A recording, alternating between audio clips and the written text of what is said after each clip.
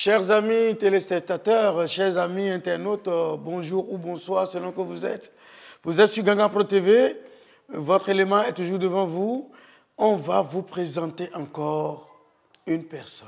C'est votre magazine à découvrir qui vous amène vers une star, une méga star, une grande chanteuse, une vocaliste, une musicienne, un artiste musicien qui fait beaucoup sur le plan national et sur le plan international. Si je vous dis Fafa, ça veut dire quoi? Eh oui, nous allons découvrir aujourd'hui Fafa.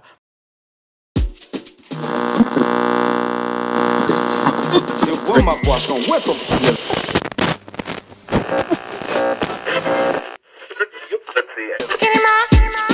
Que feras-je?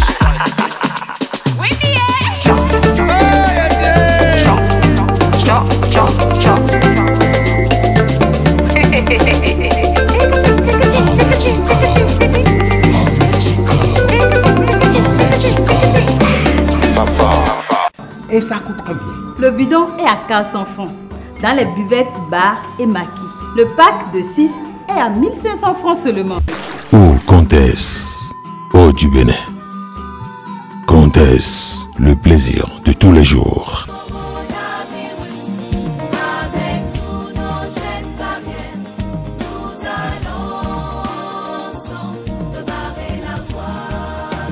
Lavons-nous souvent les mains à l'eau et au savon et portons tous des masques pour nous sauver.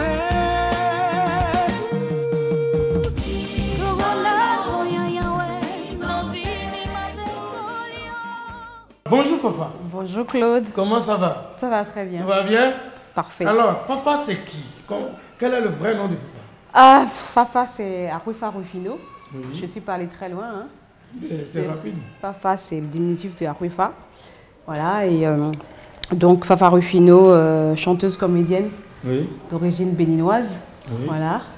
Et qui a commencé très tôt, on va dire, avec les concours scolaires. Ok. Voilà, et puis un peu de théâtre, du cinéma, j'en ai fait ici au pays.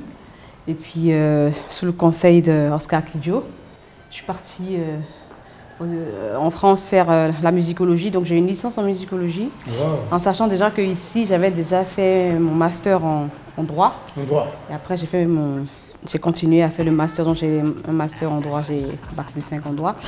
Et donc là-bas, j'ai fait la licence en musicologie aussi. Ok. Voilà, et pendant que je faisais la musicologie, je travaillais en tant que choriste avec plein d'artistes, ce qui m'a permis de... La carrière. Voilà, le métier. Le métier.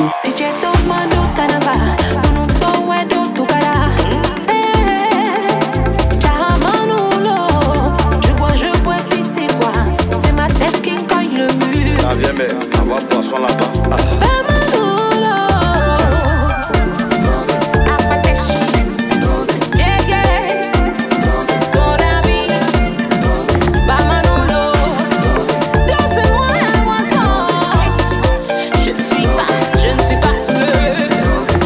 C'est pas évident. Alors, cette émission s'appelle À découvrir. Nous allons découvrir Fafa.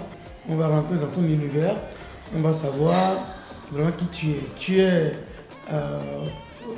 béninoise, n'est-ce pas? Oui. De père et de mère. Est-ce qu'on peut savoir un peu, papa, maman, c'était quoi? Alors, béninoise de père et de mère, c'est même... en fait, il faut savoir que mes 4 grands-parents sont de 4 pays différents. C'est-à-dire que ma mère, elle est burkinabé béninoise. C'est sa maman qui est... C'est ça le trait. C'est ça, c'est ça. C'est ça. Donc ma mère, en fait, son père est burkinabé et c'est sa maman qui est béninoise. Oui. Tu vois. Mais elle est née à Natitengu, elle a grandi à Natitengu.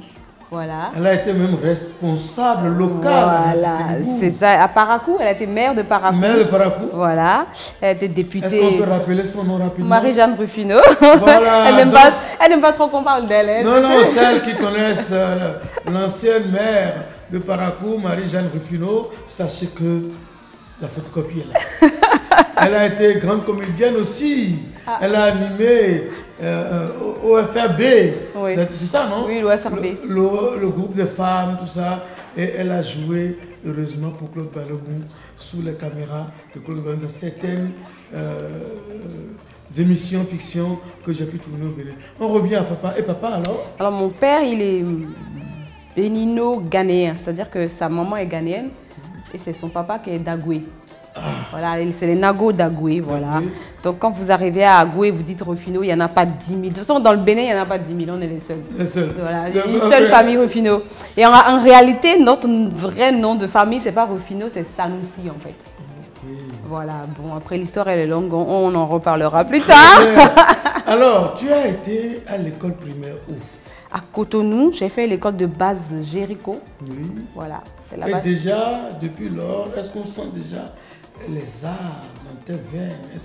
Qu'est-ce qui se passe? Ou bien en fait, c'est ma grand-mère qui, tu sais, ma grand-mère elle était ghanéenne, donc tu sais, les anglophones, c'est des gens qui sont à fond, surtout les Ghanéens, ils sont à fond dans les chants polyphoniques, l'église protestante, tout ça, méthodiste, c'était ça, c'était son truc.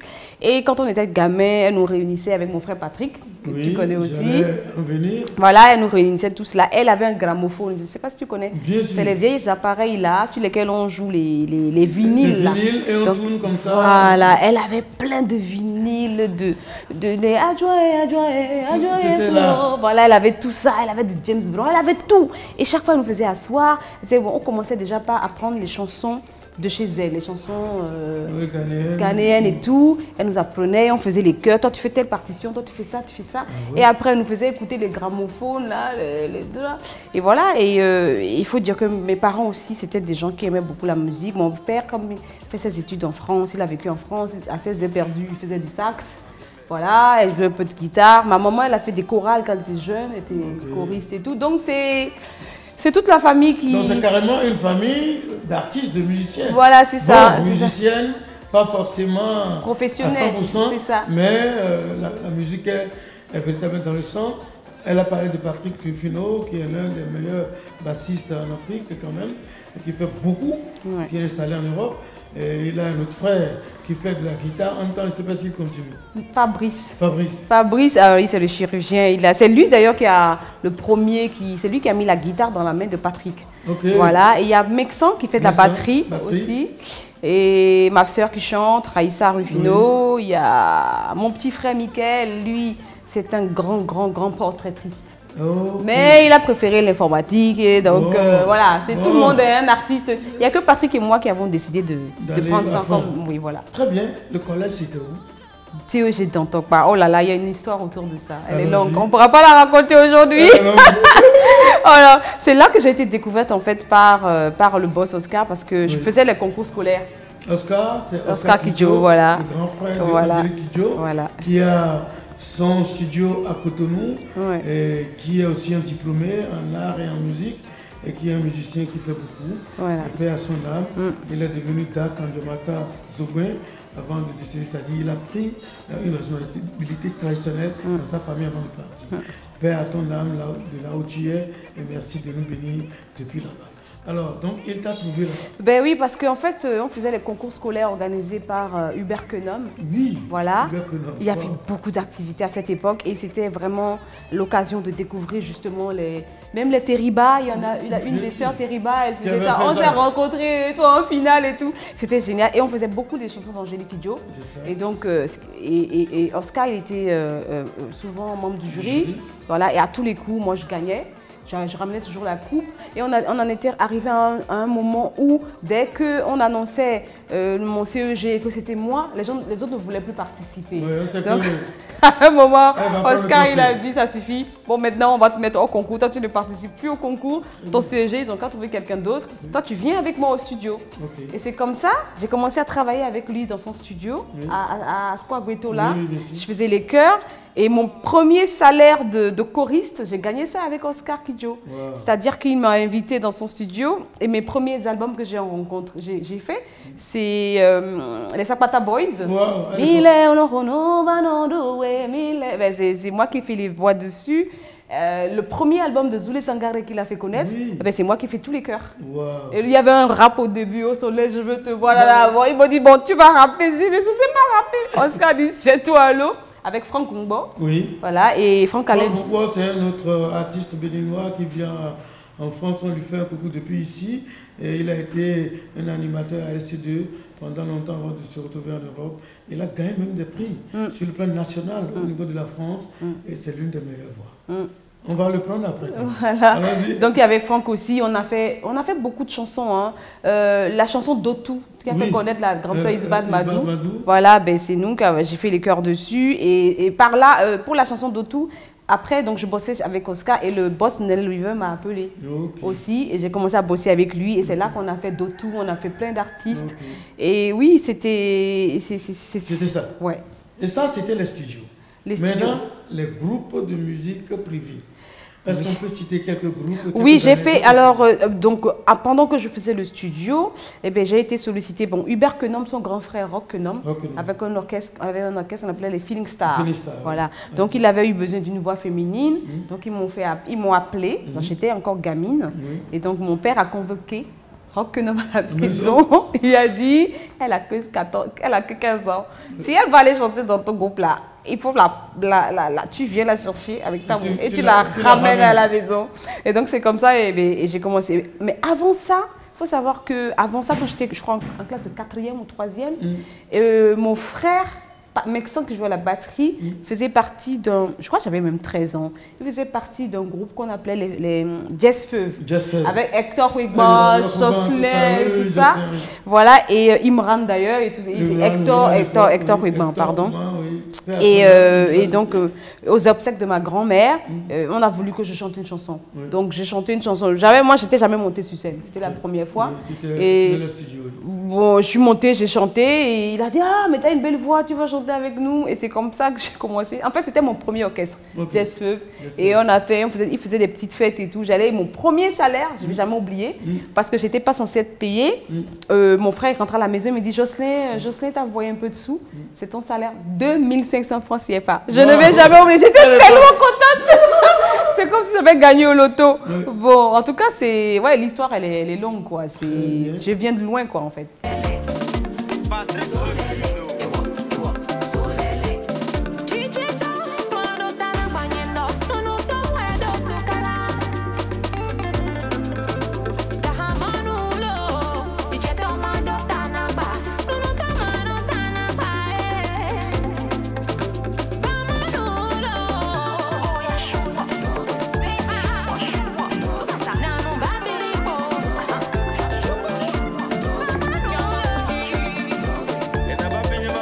Nous allons revenir à la musique, mais cette fois-ci professionnelle.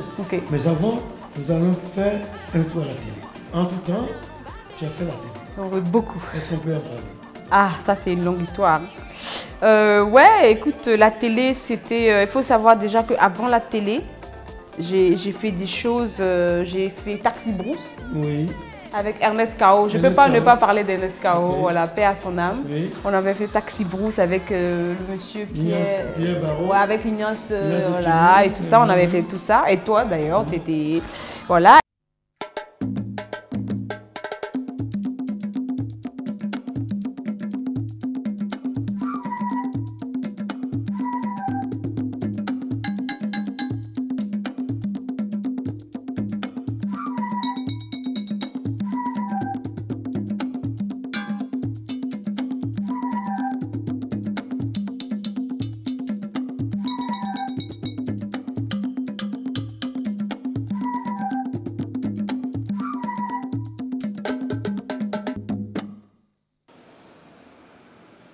Aujourd'hui, examen d'entrée au paradis. Première épreuve, maraboutage, coefficient 10. Eh oui, à vos sourates, à vos tablettes, au boulot. Allahu Akbar.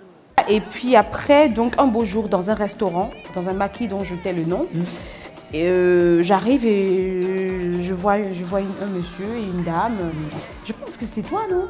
C'était pas toi qui étais dans le restaurant avec Nadine? En tout cas, je commence à chambrer la personne, mon ami à côté. Donc je chambre dans plusieurs langues. Et la dame à côté, elle me regarde. Et 2 jours après, on m'appelle. Oui, il y a la directrice de LC2 qui a besoin de te voir. Donc j'arrive, elle me dit bonjour, je m'appelle Nadine et tout. Je vous ai vu au restaurant et en moins de 2 minutes, vous avez parlé au moins 5 langues. Et ça m'a choquée et je me suis dit, qu'elle s'est dit, celle-là, je vais faire quelque chose avec. Elle me dit, j'ai eu une idée de ça, je vais monter une émission et tout, avec un couple qui se dispute et tout. Et ça vous dirait? Et je dis, bah écoutez, on y va. Et elle me dit, c'est avec Claude Balogun. Je dis, ah bah alors, si c'est Claude, j'y vais tout de suite. Et c'est comme ça l'aventure Bisso na Bisso. Donc c'était Bisso na Bisso sur LC2. Exact. LC2, l'une des premières chaînes privées de la sous-région du Bénin. De la sous-région qui a fait beaucoup. Et nous avions tourné beaucoup d'épisodes de Bisso na Bisso. On était dans le foyer de tout le monde. Vraiment. Comment ça s'est passé à l'époque?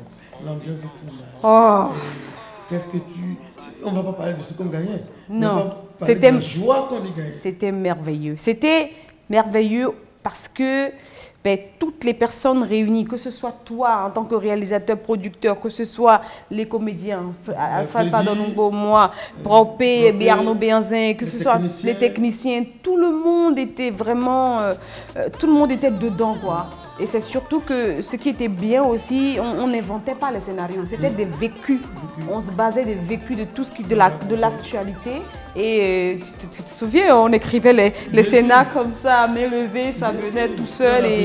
Et c'est ça. Et je pense que ça a eu du succès juste parce que les gens se reconnaissaient dans ce qui se fait. Voilà, c'est ça. Est-ce que ça t'a fait les effets que Taxi Blues nous faisait lorsqu'on voyage hors du Bénin? Est-ce que dans certains pays de la sous-région, les gens arrivent à te reconnaître? Ah oui. Bisso na Bisso, il faut savoir qu'elle s'est passée sur NTV2, qui était la chaîne internationale de la LC2, qui était quand même vue dans 56 pays d'Afrique. Voilà. Et donc moi, j'ai eu des grandes surprises. Même en 2009, longtemps après, j'ai voyagé, j'étais en Guinée équatoriale, en Côte d'Ivoire et tout. Les gens me disaient, on vous connaît, non? Mais vous n'avez pas un truc à la télé avec un mec, vous vous disputez? Et moi, je suis là. Ah bon?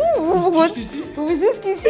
En Guinée équatoriale, ils ne parlent pas français, mais ils regardaient ça, quoi. Donc, surtout la Guinée équatoriale m'a marqué parce qu'eux, ils ne sont pas francophones, mais ils regardaient ça. Et donc, ça m'a fait un peu... Oui, je suis allée en Côte d'Ivoire, à Abidjan, et puis... c'est pas la Gola, c'est la Gola qui se dispute avec son mari, là. Je dis, c'est juste pour dire qu'à cette époque, Princia Laïdé et sa fille Nadine... On en profite pour le remercier d'avoir créé LC2, de nous avoir associés à l'animation de cette chaîne. Nous allons poursuivre. On a parlé musique, on est passé sur le cinéma, mais tu as fait du théâtre aussi. Oui. Alors, Bisso na Bisso...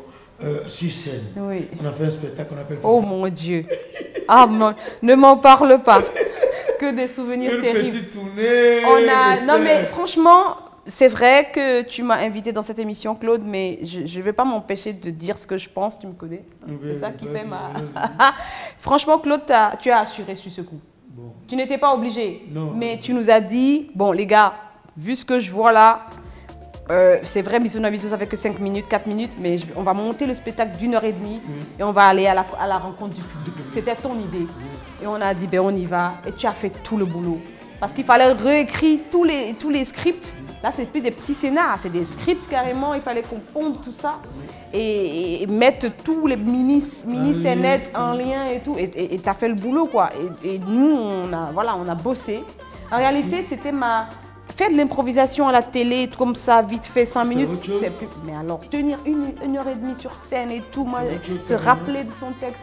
Et tu ne nous as pas lâchés, voilà. Et puis le public était présent à chaque fois. Oh mon Dieu, c'était... Avec ton mal de ventre à l'époque. Oh mon Dieu. Et mais moi, ce qui m'a fait chaud au cœur, c'était le monde. Oui, il y avait du monde. Les gens étaient assis partout, il n'y avait pas de place, quoi. C'était plein, blindé. Parle-nous de l'expérience des Amazones. Oh, les Amazones d'Afrique, c'était c'est quelque chose de très fort. J'aime pas trop parler de ça parce que comme c'est les sujets qu'on aborde sont des sujets très sensibles, souvent ça me casse en fait. Oui, ça me casse parce que... Ouais, c'est-à-dire qu'en fait, à un moment, il faut qu'on arrête de... Nous, les artistes féminines, il faut qu'on prenne les choses en main à un moment. C'est bien de vouloir faire des chansons pour avoir de la popularité, tout ça, il n'y a pas de problème. Mais il y a des réalités qui nous touchent en fait, en tant que femmes, femmes noires, femmes africaines. Et que nous avons la chance aujourd'hui que nos sœurs n'ont pas eu, nos grandes sœurs ou nos aînés n'ont pas eu il y a 30 ans. Nous avons la chance des réseaux sociaux. Nous avons la chance des télévisions. Il y en a beaucoup. Les nouvelles vont beaucoup plus vite et on doit profiter de la cote que nous avons, de cette popularité pour parler de messages sensibles. On ne va pas le faire tout le temps. De temps en temps, on fait nos chansons commerciales, mais de temps en temps, on doit parler de ces choses-là, dont l'éducation des filles. C'est primordial. Le harcèlement sexuel, moral. Les filles, elles subissent des choses, même à l'école. Les femmes, elles subissent des choses. La violence faite aux femmes et aux petites filles. La condition des femmes veuves. Toutes ces choses-là, il faut qu'on en parle. Ce ne sont pas les hommes qui vont prendre des micros et nous défendre. Voilà. Donc nous, on s'est dit, les réalités, elles sont les mêmes. Tu vas remarquer que dans les Amazones, nous sommes de différentes nationalités. C'est là que je voulais en venir. Voilà. Le projet est né comment? Qui sont ceux qui sont dedans? Quelles sont les nationalités? Ça fait beaucoup, hein? Mais les gens qui ne savent pas, je voudrais bien qu'ils sachent. Ben alors, il faut savoir que le projet est né en 2015. C'est celle qui a créé le projet, elle s'appelle Valérie Malo. C'est une grande productrice qui a réuni à Bamako Mamani Keita, Oumou Sangaré et Mariam de Amadou et Myriam pour leur dire: il serait temps qu'on parle des femmes. Vous êtes des grandes têtes d'affiche du Mali. L'idée était partie du Mali en fait. Et elles se sont dit, mais attends, on ne va pas parler que du Mali, là on parle des femmes. Il faut qu'on ait on est de toutes les nationalités dans le groupe. Et donc du coup, ils ont appelé la grande sœur Angélique Kidjo, qui a mis, ils ont mis la Nigériane Neka, ils ont mis Ayo, ils ont mis voilà, des Nigérianes, des gens de partout. Et ils ont fait un premier disque. Ça a bien cartonné jusqu'aux États-Unis, le président Obama et tout a acheté. Et après, la dame, elle a dit, ouais, tout ça c'est bien, mais en fait, si on veut que les choses changent, il faut que ce soit la nouvelle génération qui parle aussi. Pas que les aînés, les gens qui ont... Donc du coup, elle a dit, on va changer un peu la musique. On va mettre de la musique un peu plus... Naija, un peu la musique que les jeunes écoutent. Et on va mettre du sang frais dedans. Voilà, du sang frais, elle m'a appelé moi. Je suis beaucoup plus jeune, même si j'en ai pas l'air. Elle a appelé Candy, qui est du Burkina Faso, Niaru, qui est guinéenne, et Dobé Niaoré, qui s'est ajouté avec nous maintenant, qui est de la Côte d'Ivoire. Et donc, du coup, on sillonne les... Partout, on va partout, quoi. Et ça marche. Tu vois, on va partout. Et tu vois que ça... Concert, vous avez une équipe derrière. Oui, c'est lourd, c'est lourd. On a un DJ. Un DJ, on a une guitare et une batterie. Et puis, il y a 4 femmes devant qui tuent. Voilà. Ah ouais, qui tue. Ouais, qui tue. Alors, donc vous avez toute une ingénierie autour, toute une machine. Ah oui, on a tout, on a tout. Oui. Vous êtes, enfin, Fafa, est désormais dans la bonne professionnelle.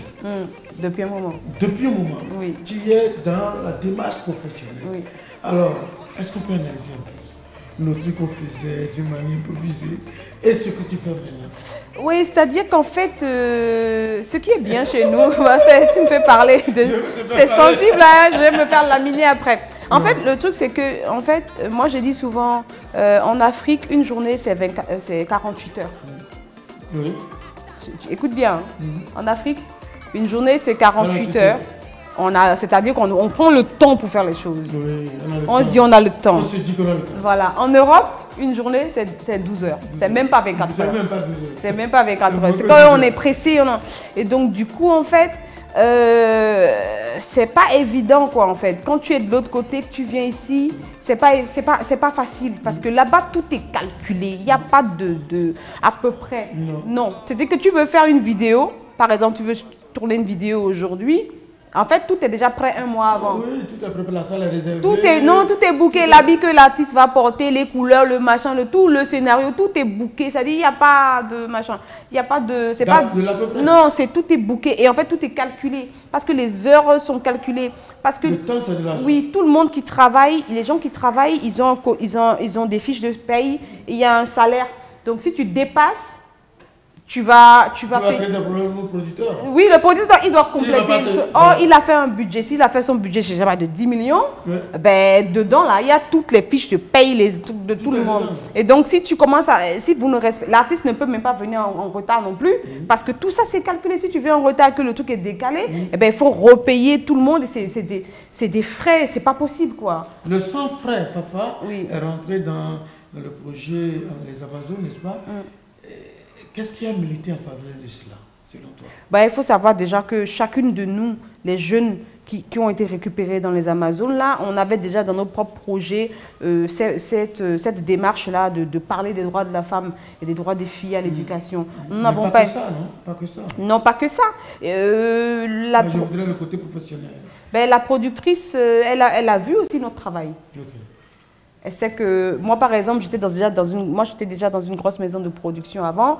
Donc, dans mes propres projets, j'ai déjà... voilà. Donc, tu es déjà affilié à une maison de production. Voilà, mes choses sont carrées, quoi. C'est pas... Je commence pas. Et pareil pour les autres aussi. C'est des filles qui sont là depuis. Elles sont carrées. Elles sont... Tout est carré. Et en fait... En tout cas, tu nous fais honneur sur le plan international. Merci. La grande sœur Angélique Kidjo, c'est toi que nous voyons maintenant. On ne peut que te féliciter. Merci. Surtout, affronter le public du monde entier à travers ta voix, à travers le lyrisme, à travers ton chant, le rythme et tout. Représenter le Bénin, ce n'est qu'un honneur. Je voudrais demander aux autorités de regarder très bien cette fille Fafa et de voir qu'est-ce qu'on peut faire prochainement pour le Bénin qu'elle porte sur le plan mondial. Merci. Mais malgré ton calendrier, tu as pu faire un duo avec un artiste que j'aime beaucoup, l'artiste masqué qu'on appelle Togri. C'est arrivé comment? Oh là là, celui-là, il est extraordinaire, hein, laisse-moi te le dire. Je ne sais pas si le Bénin se rend compte de la grandeur, de la profondeur, du potentiel, tu vois. Moi, l'histoire est aussi longue, quoi, et on n'a pas beaucoup de temps. Jusqu'au Togbe, ben, en fait, il m'a juste écrit sur Facebook, Tata LCD, on fait fitiling quand? Fitiling là, on fait ça quand? Fitiling Guido. Togbe Espelado miton, fitiling, Tata LCD. Pas parler fino.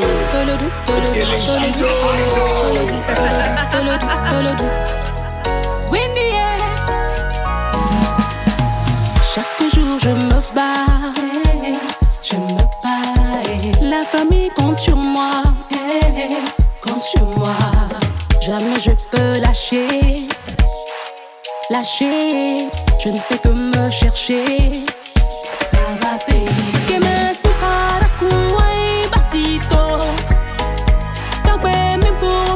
L'argent fait défaut.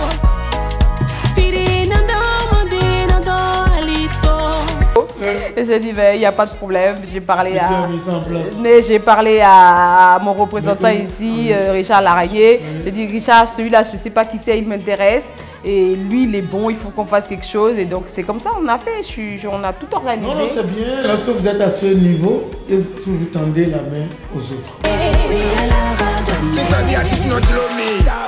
Nando bezi make Jason Towa bini no kemi Don't tuna ya kakao na wadu kemi Mko kaka moda zoro tenumi Mere makade numi Mwa ulibonu mizikte Togbe eton Despelado Bezdo Guido Wakuwa na kuzuba male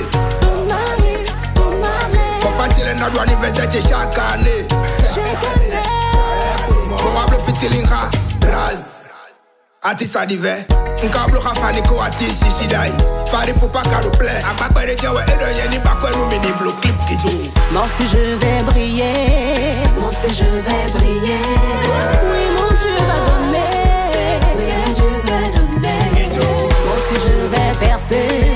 Moi aussi je vais percer. Oui Allah va donner. J'ai fait de petits jobs. Azor de maïs prévite, allons pas quitter d'autres. La vie n'est pas longue. Despelado il a débrouillé, n'a pas volé. L'argent de Dangote. Moi je suis très content de ça. Et on ne peut pas te recevoir sans quand même entendre. Alors, encore, comme la bonne radio. Tu grand mieux encore. Raté Kajiti. Tu grand bon. Tu debout. Ablo fitilinga. Ablo fitilinga. Au fitilinga. Dis-nous un truc. Qu'est-ce que tu veux que je te chante? N'importe quoi. Ah, Seigneur. Je veux ta voix. Je sais que tu es fatigué. On a passé 3 jours très serrés. Mais dis-moi quelque chose.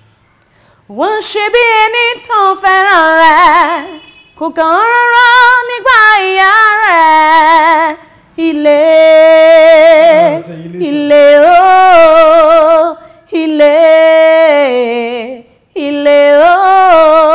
Ayemini, il est mini.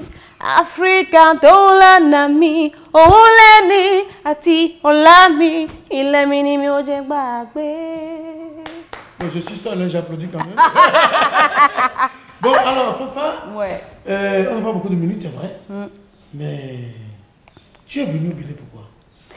En fait... Tu as fait un break, tu as dû faire annuler plein de concerts. Oui. Et annuler des concerts, c'est mettre au chômage près d'une centaine de personnes. Et ça, qu'est-ce qui te tient si tant à cœur pour que tu fasses ça? En fait, je sais que j'ai failli me faire tuer par la prod parce qu'il y avait effectivement 6 ou 7 concerts que j'ai... Quand elle dit prod, c'est la production. Oui, mais j'ai dit que... Voilà. C'était en fait cette période, c'était la période où on avait un petit peu moins de concerts. Et puis j'ai dit, je dois venir au Bénin parce que le public a tellement réclamé de me revoir en tant que comédienne et tout ça. Je me suis dit, j'ai dit, bon, il faut absolument que je rentre. Parce que je dois faire un truc avec Propé, je dois faire un truc avec Claude. Et je me suis dit, je t'ai appelé, j'ai dit Claude, il faut que je... Et tu ne savais même pas. Non, je suis tombée dessus, je suis arrivée, j'ai dit, bon allez Claude, écoute, j'ai une idée. Pour un secret, si vous me regardez bien, vous allez voir que je suis hyper fatigué. Parce qu'ils m'ont pris vraiment à dépourvu. Vraiment. Et je viens de faire 4 jours de tournage. Vraiment. Avec Propé et Fafa. Et entre nourriture et rigolade.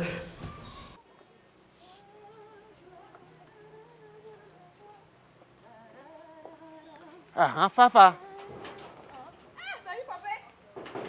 Ça va? Qu'est-ce que tu fais là? Qu'est-ce que tu fais? Tu travailles pas aujourd'hui? Mais tu es méconnaissable depuis que tu es revenu. Ah, t'as vu ça? Hein? Comment tu me trouves là? Mais avant... Mate-moi le truc. Avant, tu étais comme une brindille de ballon comme ça. Ça va tuer. Ça a tué, non, on a tué ça. On a tout non, mais de toute façon, t'es bon. Il n'y a pas même mon truc. Alors, quels sont tes futurs projets en quelques minutes et quel message va adresser aux autorités, aux parents les projets, ça ne manque pas. Là, je vais rentrer en France. Là, j'ai encore du boulot jusqu'en décembre. Et après, au mois de décembre, je me repose un peu. Et puis en janvier, on recommence. Ne me dis pas que dans ce repos-là, tu reviendras encore me prendre 3 jours. Oui, je vais te prendre même une semaine. Hein, parce que nous devons continuer ce qu'on a commencé de si passionnant. Après que vous déjà regardez ce ça va être chiant. Vous allez voir comment nous allons vous tuer. On va les tuer, on va les tuer. Bon, bref, donc, et après ça, tu vas te reposer quelques semaines. Et puis après Ben, en fait, je ne me repose pas vraiment parce que quand je dis repos, en fait, c'est... Ouais, je ne suis pas sur les scènes. Oui, de les débrancher des scènes, mais je suis en studio, j'ai toujours un truc à faire. Là, on a commencé quelque chose avec toi et je ne te lâche pas parce que j'ai repris goût. Donc là, ça va être chaud pour toi. Je suis content. Voilà, c'est ça. Donc, voilà, c'est ça. On n'a pas l'autre goût, hein.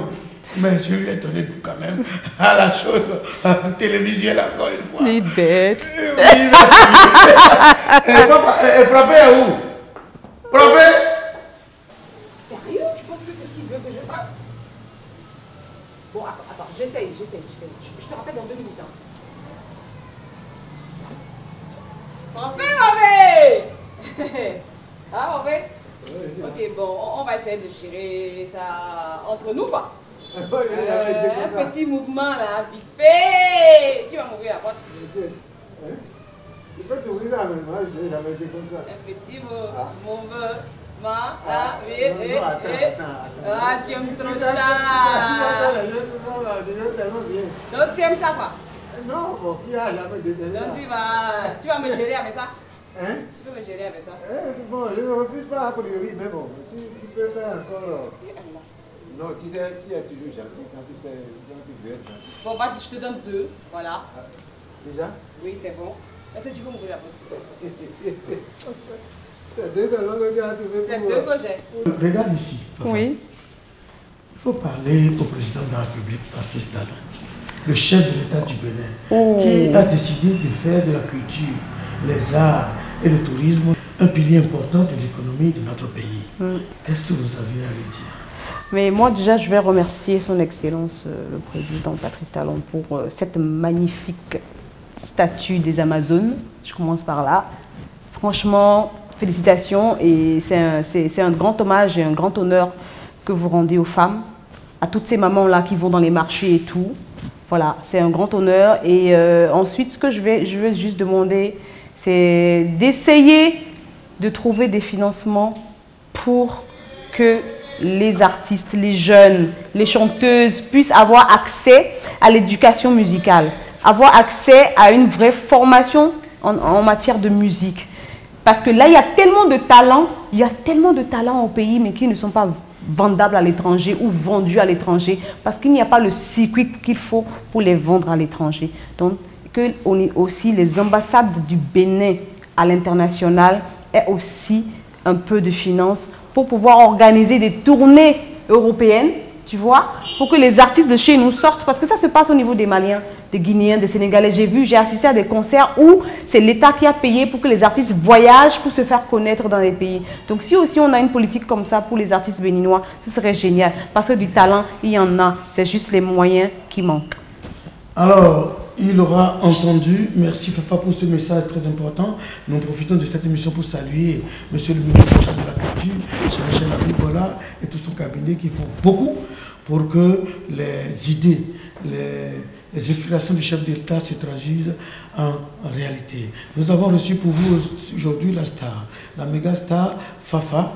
Fafa qui nous a parlé un peu de son histoire, comment les arts sont venus dans son sang et comment est-ce qu'elle pratique les arts, comment elle est passée de la musique amateur en passant par le théâtre et le cinéma et désormais en tant qu'Amazone africaine dans le combat véritable pour la liberté, la défense des droits de la femme à travers la musique avec ses sœurs des autres pays du Bénin. Elle est désormais dans le professionnel, elle fait professionnel, respect professionnel. Je vous assure, nous venons de faire 3 jours de tournage ensemble et même moi-même qui travaille beaucoup, je suis dépassé. Elle a de l'énergie, elle m'a montré que désormais les choses ne se passent plus comme ça. Alors, Propé, je voudrais bien qu'il vienne pour qu'on finisse, qu'on clôture l'émission. Il n'est pas là, il n'est jamais stable. C'est le propriétaire de la maison que Fafa a louée désormais dans la nouvelle série qui va vous être projetée, diffusée désormais. Merci à vous, merci à tout le monde, merci Fafa. Merci beaucoup. Merci beaucoup. Et ça coûte combien? Le bidon est à 400 francs dans les buvettes, bars et maquis. Le pack de 6 est à 1500 francs seulement. Oh, Comtesse, oh du Bénin. Comtesse, le plaisir de tous les jours.